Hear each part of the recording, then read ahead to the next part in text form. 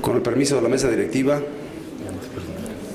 diputado Galo Carrillo Villalpando, presidente del Honorable Congreso del Estado de Guanajuato,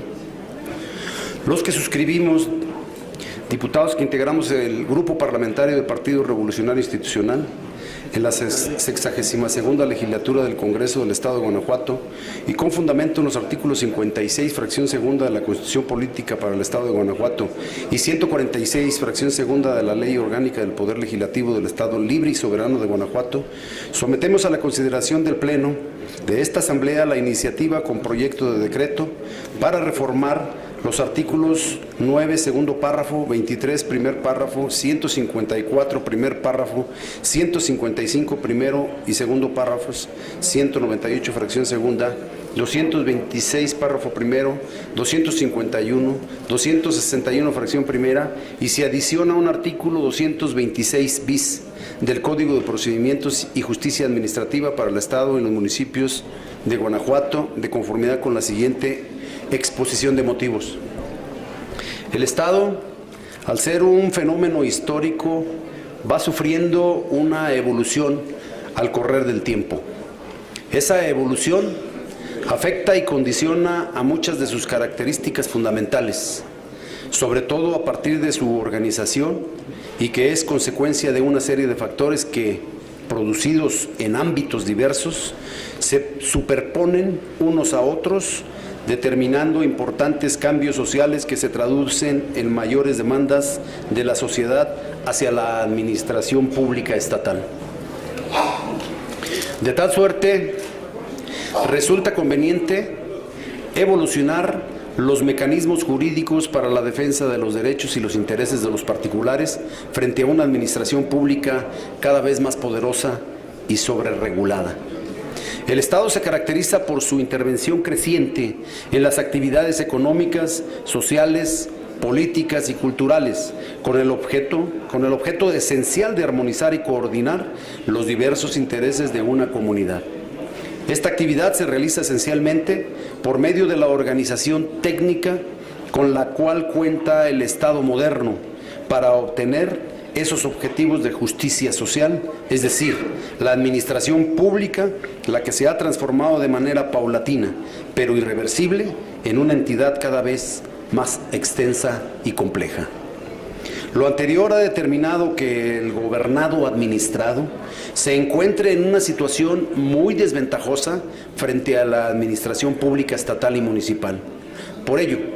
el Grupo Parlamentario del Partido Revolucionario Institucional propone adecuar los diversos instrumentos jurídicos y procesales que comprende nuestra justicia administrativa, a saber, la inclusión del interés legítimo, el establecimiento de un solo recurso administrativo y la afirmativa ficta como regla general ante el silencio de la administración pública, a fin de lograr con estas reformas la reparación del derecho violado de la manera más inmediata posible. En lo que toca a la presentación de incluir el interés legítimo,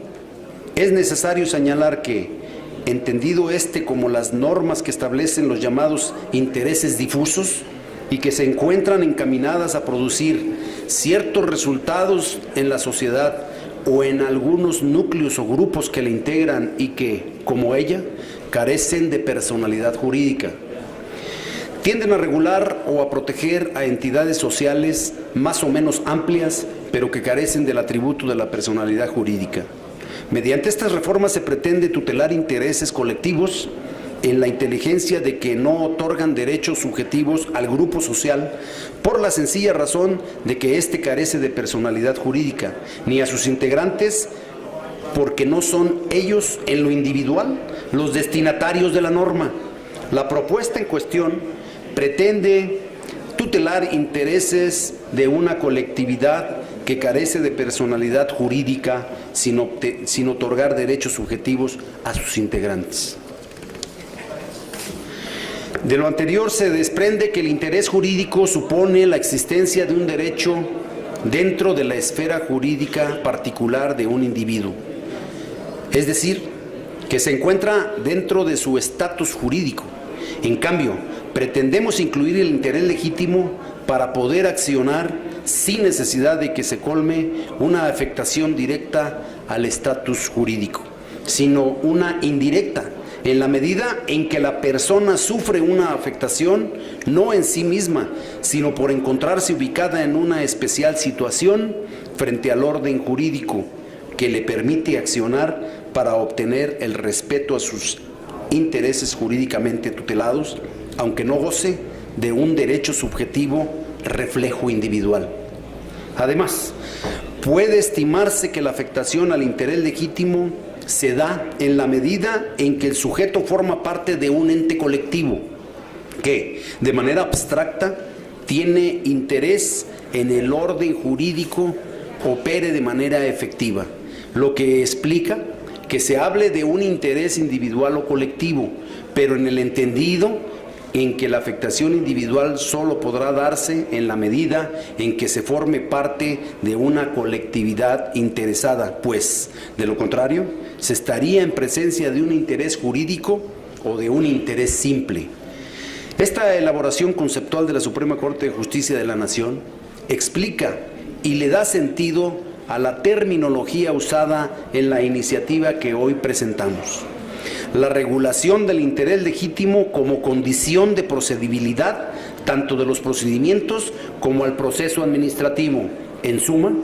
pretendemos extender el derecho subjetivo auténtico, no reflejo, consistente, como ya se dijo, en el ejercicio de la acción procesal.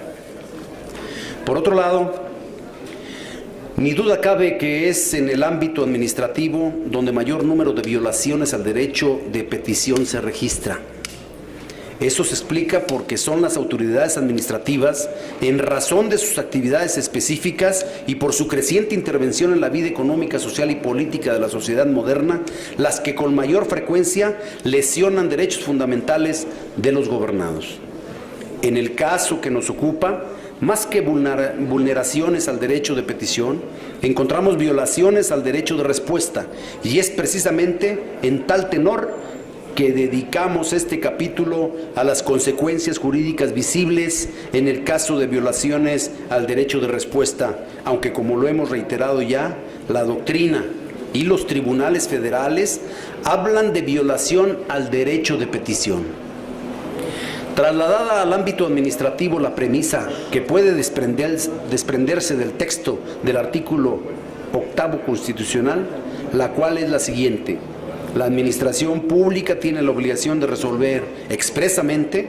todos los procedimientos que ante ella se tramiten y además debe notificar oportunamente de la resolución recaída. Aquí, el término oportunamente debe entenderse dentro de un plazo determinado y además debe atenderse que la administración pública solo puede resolver aquellos asuntos que le competen, aunque siempre debe de responder. Así las cosas, dentro del derecho administrativo existen las figuras jurídicas que se conocen comúnmente como afirmativa o negativa ficta. Es decir, que el silencio administrativo, la inactividad, inercia o pasividad de la administración frente a la sociedad de un particular, frente a la solicitud de un particular, deba tenerse como resuelta en sentido positivo o negativo, según sea el caso.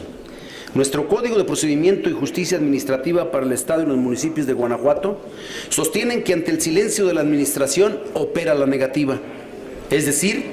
para que en una solicitud o trámite presentado ante una autoridad